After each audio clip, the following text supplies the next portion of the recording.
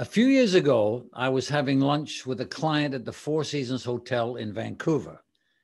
And my mentor for almost 50 years, Joe Siegel, was also having lunch with a very distinguished man. Now, as I was leaving the restaurant, Joe summoned me over to meet his guest, and he introduced me to Msgr Frederick Dolan, who is the Vicar of Opus Dei of Canada. In just a few minutes, we seemed to hit it off, and we committed to stay in touch. He lives in Montreal, and of course, I live in Vancouver. And over the years, we have just done that. He's thoughtful, practical, compassionate, knowledgeable, a fantastic listener, and makes you feel you are the only person in the world when he's in discussion with you. He also provides meaningful and significant advice on a wide range of subjects and faithfully commits to pray for me, my family, and my staff and my company. And I appreciate that. He's been the Vicar of Opus Dei for Canada since February 1998. He resides in Montreal and travels throughout much of Canada frequently. He was born in Washington, D.C. in 1952, grew up in Bethesda, Maryland. He earned a Bachelor of Arts degree in History and Literature in 1974 from Columbia University. And after 2 years in sales of Kaiser Steel Corporation in Oakland, California, he moved to Boston to pursue an MBA at Harvard Business School. His next stop was where he got to be Msgr Dolan, and he worked as a stockbroker for Merrill Lynch way back in the days when Dow Jones was hovered at around 800 points. In 1980, he moved to Rome, Italy, to pursue an advanced studies in philosophy and theology. He was ordained to the priesthood by Pope John Paul II in June of 1983. After serving as chaplain of a student residence near the University of Notre Dame for several years, he worked at the U.S. headquarters of the Prelature Opus Dei in New Rochelle, New York. His activities during that period included providing spiritual guidance to high school students in the Bronx and students at Yale University. And then in October 1992, he moved back to Rome to work at the Curia for Opus Dei. 5 years later, he returned to North America upon his appointment of Vicar of Opus Dei for Canada. And my guest today is Father Frederick Dolan. Father, welcome. Good to have you here. It's wonderful to be here with you, Peter. I've got some questions, but if you've got some things that you'd like to talk about, by all means, happy to do that. My first question is really, what do you consider is your greatest achievement in your life? Which is far from over, by the way. I think I thank God every day for having discovered the spirituality of Opus Dei way back in 1969 when I was a high school kid. And then working all these years, it's a lot of years, in order to transmit that vision of integrating our faith and our work, our daily life. So I'd say that the greatest accomplishment is just seeing how that message has transformed many lives. And these days, after all these years, I keep getting messages from people saying, the advice you gave me 32 years ago and 42 years ago and whenever, it was the beginning of great things, because it is the beginning of great things.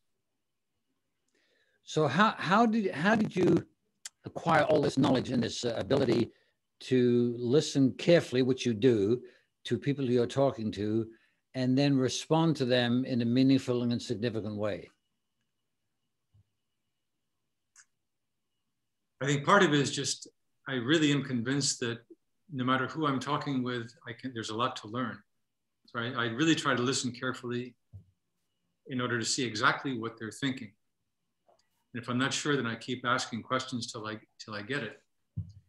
And then I think just over the years, there've been so many experiences that have sunk deep roots in me, so that as I'm speaking to someone and something comes up, I mention that. For example, now these days I'm giving a lot of thought to dads. I'm getting ready to prepare a conference for fathers. And I've been flooded by all these memories of my own father. And one of the points I'm going to make, because I love this point, is spend quality time with each of your children. Because I can remember after all these years, these small vignettes where I would go to the Stroh-Snyder's hardware store in Bethesda with my dad, or even something as simple. I had been living in Rome for a while. I went back to visit my parents and to renew my driver's license. So my dad said, well, let's go together. So we went to the Department of Motor Vehicles, took our number. It was a long, long line. We sat down in the waiting room. And as far as I was concerned, we could have been there for 3 hours. I would not have cared, because it was just the two of us, everyone else around us listening, but the two of us just communicating. And those things, those experiences have no price. And so I bring that to my conversations to these young dads. So you must be an exceptionally attentive listener, which is not a quality I think I have. I like to think I have, but not to the same degree that you have. How does one acquire that ability to really listen to what somebody's saying and then offer your counsel or your advice or your suggestions? You know, I think in part it comes from my parents, but I must say that over the recent years, just reading things written by Pope Francis, he's had a big impact on me, because he says, talking to married couples, he says, really listen and do not say anything until you are sure that the other person has said exactly what they're thinking. And until then, don't break the spell. But also, you know, I'll never forget this. My experience working as a stockbroker with Merrill Lynch a long time ago. In the training we got, they told us about how to ask questions. And then the point they made is, once you ask the question, you cannot be the one to speak the next. And even if the other person, there's silence for 30 seconds, which seems like an eternity, you can't break that spell. And if you wait that long, well, then whatever comes out of the other person's mouth really gives you an idea of where that conversation should go. I think that sank deep roots. Is that an acquired trait and an acquired habit over the years? I think so. I think it requires an awareness, an awareness that it's important to listen, and also respect. If you really respect the other person's dignity, and you listen and give them all the time they need, well, then great things happen. Whereas if you're there just waiting to cut them off because you want to make your point, you don't learn anything. So what do you do in your spare time? Is there such a commodity for you of spare time? Not too much lately, but you know, I work out a few times a week. Played golf, the first round of golf a couple of days ago, first round of the season. And just staying in touch with my friends takes up a fair amount of time. I love doing that. And what else do I do? I love reading. During the COVID, during the confinement, that has been pretty much it. But I can't wait to get back on the road, that's for sure. So what would you do on the road? Well, what's a typical week for you on the road? Well, one of the things I love to do is get together with small groups of people in order to converse. I'll give you an example. Whenever I go to Calgary or Vancouver, we organize what we call, well, basically it's a luncheon conference. I also do this in Ottawa. In fact, I do it wherever I go. But what we do is we provide sandwiches We have it typically downtown in a boardroom somewhere. And we might have 10 or 12 people gathered around the board table. And while they're munching, I give maybe a 15-minute, 20 minutes at the most talk on some topic. It could be anything that will help them in their daily life. And then I finish, and then they all dive in and they say whatever they want. And the reason I love it is because in that kind of a context, they feel very comfortable staying at the level, the very spiritual level that we're talking about. So I'll give you a wonderful example that took place 2 years ago in Calgary. We were gathered around, and the topic was fortitude and how to deal with setbacks, because life is filled with setbacks. And I could tell as I was speaking that one of the gentlemen who was present, I could just, his body language said he was really connecting. So after I finished, I said, Peter, we're not going to continue until we find out exactly what you're thinking. It turns out that his son, the previous day, had been there with all of his buddies to watch the NFL draft, because Peter's son was sure he would be drafted. By the end of that evening, all his buddies left very quietly, and he was left in a bad place because he wasn't drafted. And so that story became a kind of a case study. We all started thinking, how can we help Peter? How can we help his son? So it was incredible. It was a magic moment. And those things happen quite often when you pick a topic that really resonates with the people who are there. Yes. Well, what would you say is the biggest challenge you've faced? I would say the biggest challenge is what we're facing right now. I've been giving a lot of thought to this lately. Thinking of the 18 to 35-year-olds. I hear from so many parents that their children or their grandchildren have not been baptized or have no interest in the faith. They're just off by themselves. So I've been thinking, how do you reach out to them and give them hand them a rope to bring them, to give them a vision of a much deeper approach to life. So what I've been thinking about, especially after talking with a 35-year-old the other day, he said, a lot of people these days are very lonely. With all the gadgets, everything, he said because of the way society has evolved, they don't know the world of relationships. I had never thought of it that way, but a 25-year-old who's grown up looking at a screen, and when he was in grade school or when she was in grade school, they would spend time recess, instead of playing, they would be on video games or that kind of thing. How do we help introduce them to the world of relationships? Because that is a key starting point for developing a relationship with God, obviously. So that kind of thing, I find it's daunting, and I find it fascinating. And just to finish up on that one, I've already produced a couple of approaches and sent them out to 6 people and gotten a lot of feedback that I have found fascinating.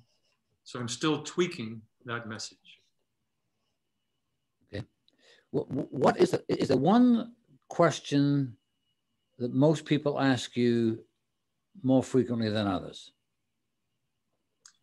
Well, you mentioned Joe Siegel, whom I've known for 20 years now, which means I've known you for 20 years.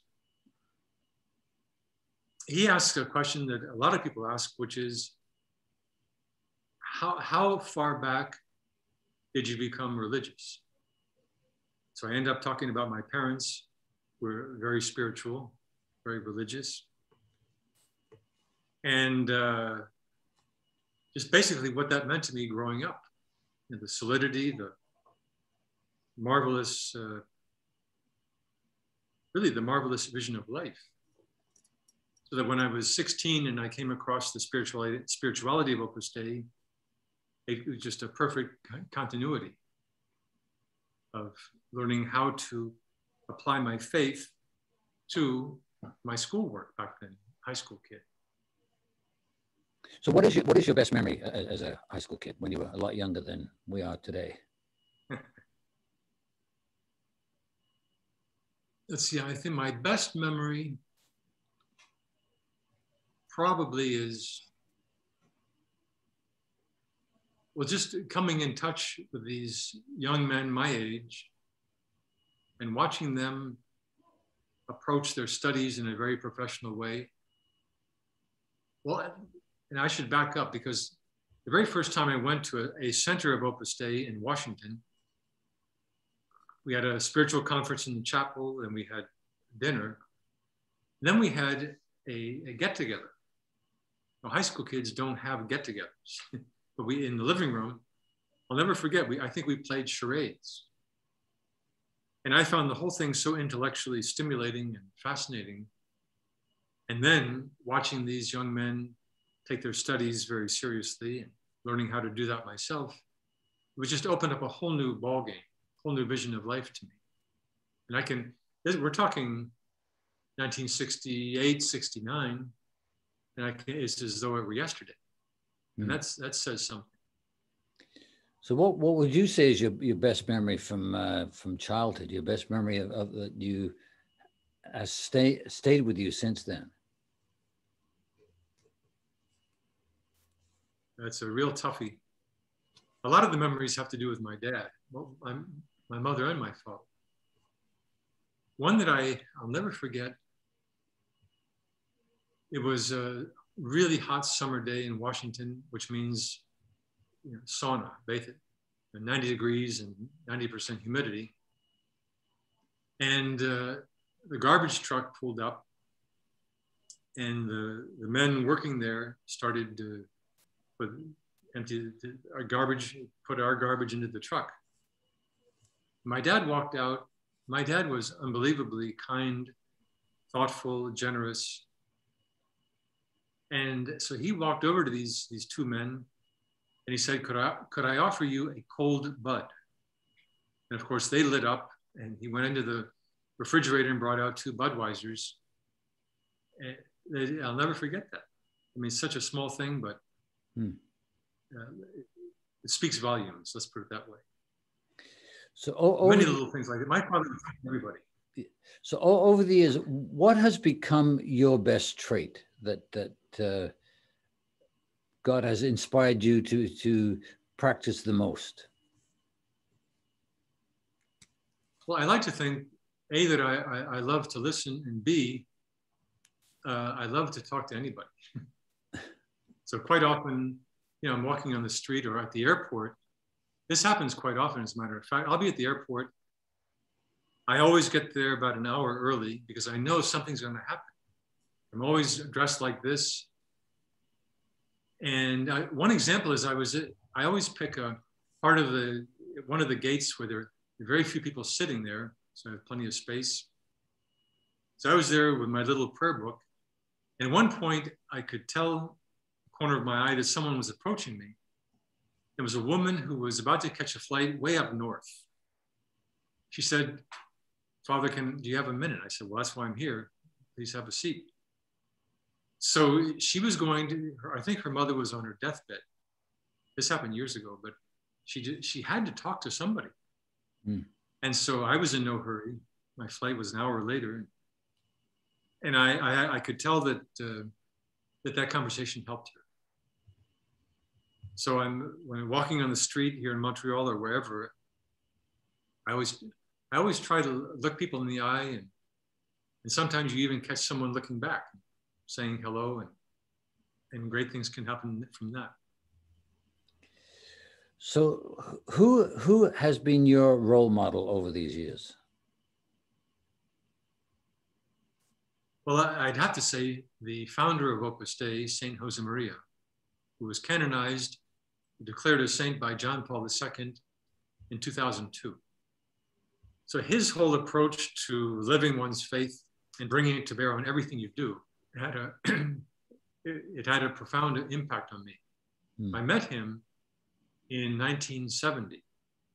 He died in 1975.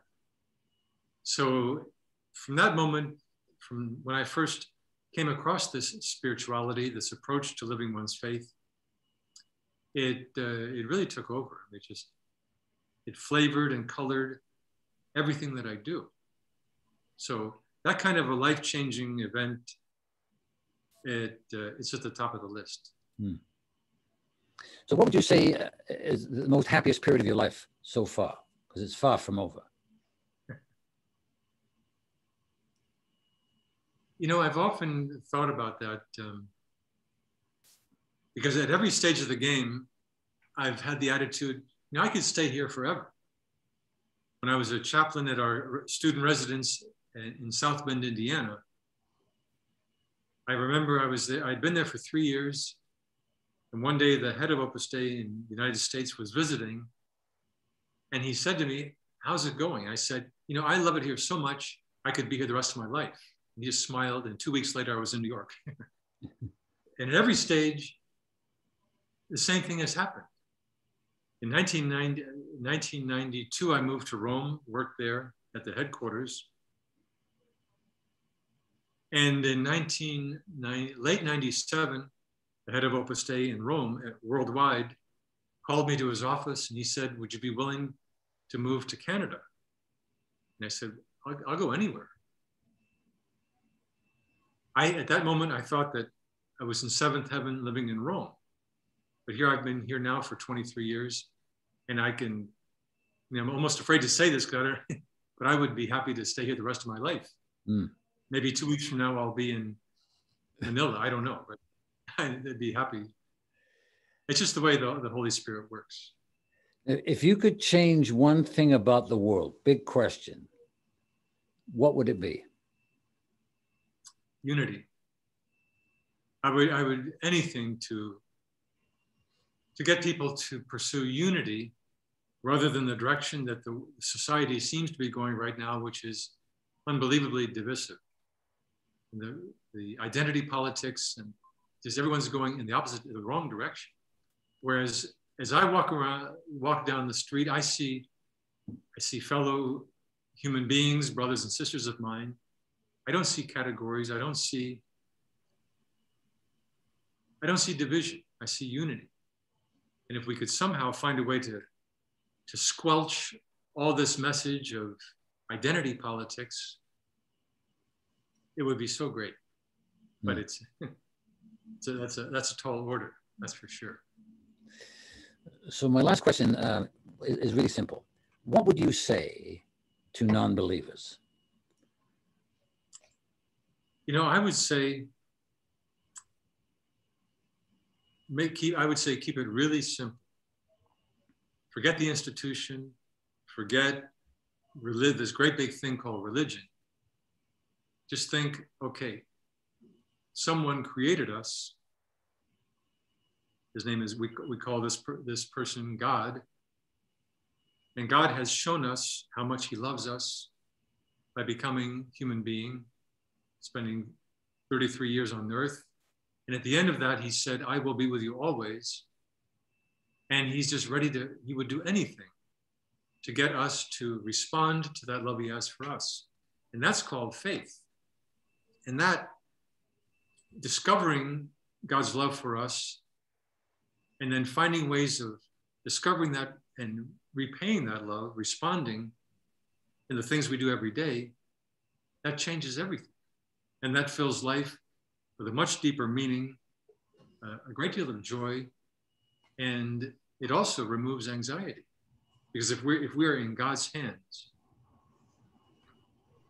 we're all set. A very loving Father. That's very true. Is there anything that we can do out here on the West Coast that could be helpful to you?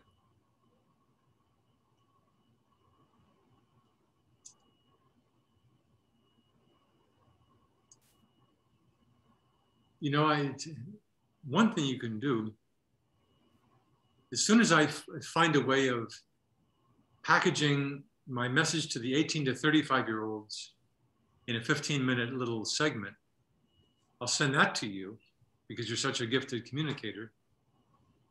And because you've seen my previous attempt, the more feedback I can get, the more I can tweak what I'm trying to say in order to reach these young ones more effectively.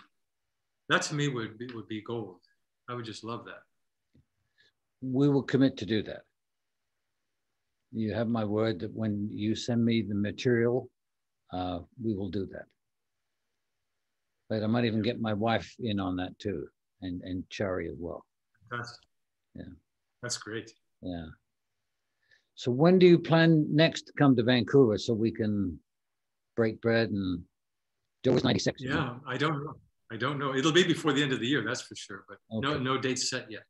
Okay, good.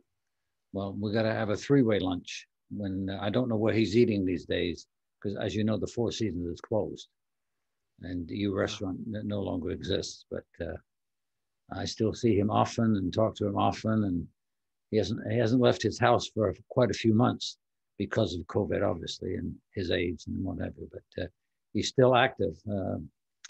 He's still active and interested, and asks very, very pointed questions about where you're going, what are you doing, and how you're going to get there, that sort of thing. That's Joe. Yeah, that's Joe. This has been terrific. Thank you very much, Father. I appreciate it very much. I know you're a busy man, and for you to give us 15 to 20 minutes, it means a lot. So thank you so much. Anytime, believe me. Okay.